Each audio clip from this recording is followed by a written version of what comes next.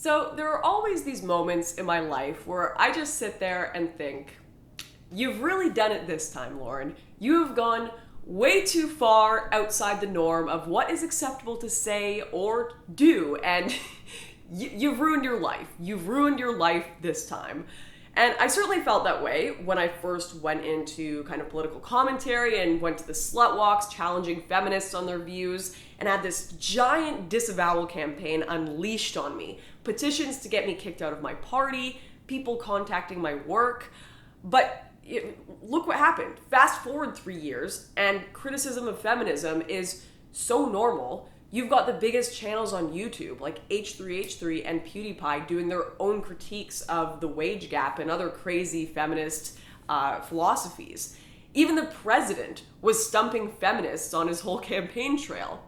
I like to think that a lot of my older videos, the opinions there have been sort of normalized through a combined effort of people willing to speak up, also because they're valid opinions, and you aren't such a pariah anymore if you espouse views that are deemed a little right-wing, at least outside of crazy college classrooms. But one thing I never really expected culture and politics to catch up with me on was my shenanigans in the Mediterranean. I expected, at least for the next 10 years, to be eternally disavowed by politicians, eternally have the mainstream right turn their back on me for this, and to be eternally slammed by the public. For those of you who don't know what I mean by my shenanigans in the Mediterranean, to give you a quick rundown of what happened, back in the summer of 2017, a group called Generation Identity held a campaign to protest NGO boats colluding with traffickers and sneaking illegal immigrants into Sicily and, I guess, all over Europe.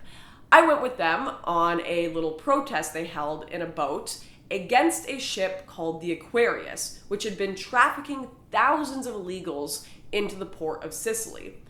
Now, that doesn't sound so bad, but the issue here is these ships had been portrayed in the media as helping and saving drowning refugees.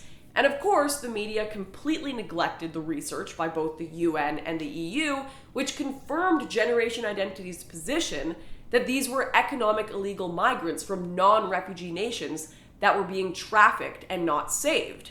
So the public did not take this protest too well. In fact, I would say they took it a lot less than well, because to this day, I am still accused repeatedly of drowning, murdering, and shooting refugees because of this event.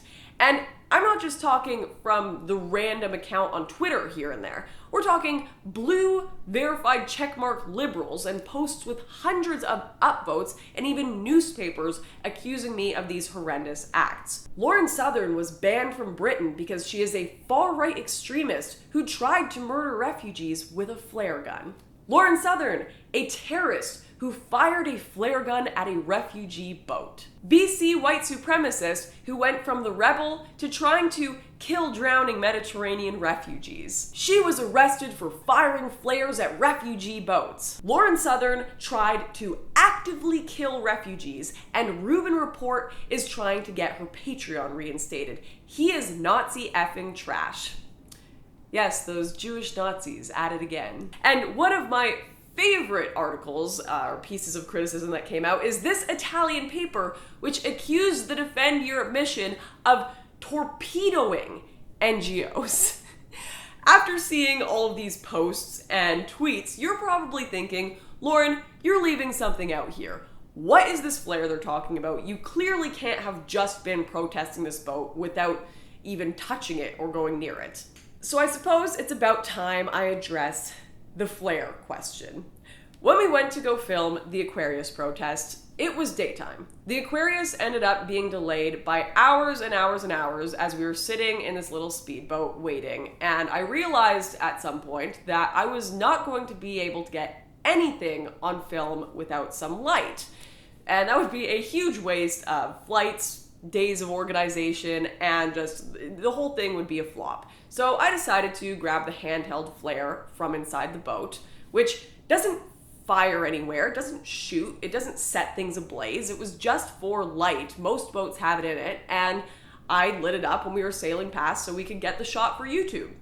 It's not that interesting of a story. That's literally all that happened. And I've explained it a million times on Twitter and explained it to any person who has cared to listen to my explanation. But it didn't seem like that included any of the left-wing media, especially not Will Sommer, who tweeted out this completely unsubstantiated hot take which started the whole mess. The media and the left were so desperate to turn me into a monster that I even had the Associated Press calling me for the next few weeks, asking to confirm whether or not I was shooting drowning migrants. No one does that. I don't want to kill anyone. I just want people to not cross borders illegally. You know, obey the freaking law that every nation in the world applies. It is not that crazy of a position. Anyways, this whole event has stuck with me for a while now, and it has always brought me a lot of controversy. But this last month has been a damn good month for me, because it has been a damn good month for Vindication. Because that same boat, the Aquarius, that GI held the protest against last year, which I filmed, was just recently denied by the Italian government. Italy's Interior Minister, Matteo Salvini, blocked the ship from docking at its ports, saying, "From today, Italy will start to say no to human trafficking and no to the business of illegal immigration."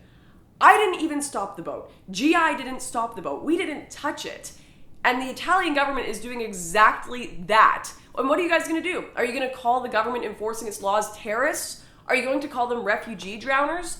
No one in the left-wing mainstream press is going to do that, because what they're doing is completely rational and what any nation should be doing with its borders. And it just feels so damn good to think I don't have to do this crazy stuff anymore because the government has decided to start enforcing its laws. And the Vindication train doesn't just stop there. Just a few days ago, I stumbled across an article on Breitbart stating 42 MPs of the anti-mass migration alternative for Germany have put their names behind an initiative to bring criminal charges of people trafficking against German migrant transport NGOs, which they say must be stopped.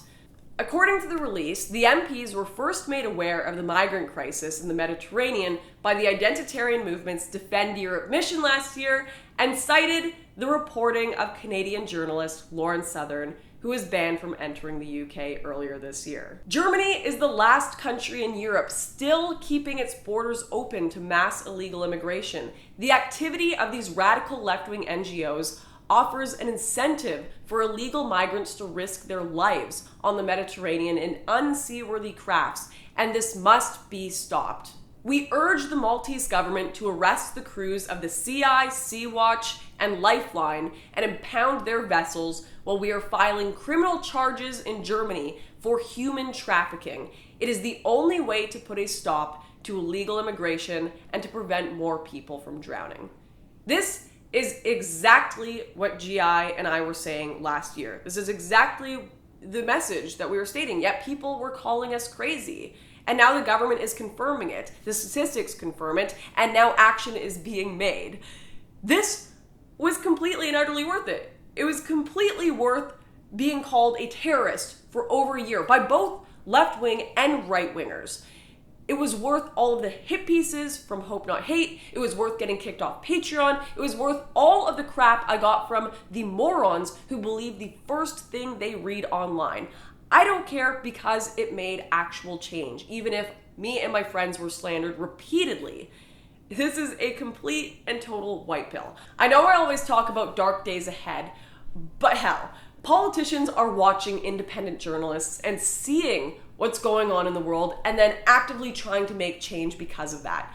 Maybe alternative channels like mine and others don't get as many views as the BBC or CNN. We don't have the same budgets. We don't have our own George Soros. But independent journalism is thriving and making change regardless of all of that. And it shall continue to do that, not just through me, but through all of the independent creators you guys support and share. It is absolutely a team effort. I can't thank you guys enough for being there from the start, even when I looked like the mad woman firing flares at boats, and even when all of those accusations were flying around. And I guess just thank you for sticking around until this Vindication came out. It means a lot to me. And I really hope that we will see a similar impact with independent journalism, maybe even with things like farmlands. Hopefully that will influence some policy worldwide. Who knows? But yeah, the outpouring of support overall has been amazing, despite all of the slander I've received over these last few years. So I hope you guys enjoyed that weekend white pill, and I will see you next time.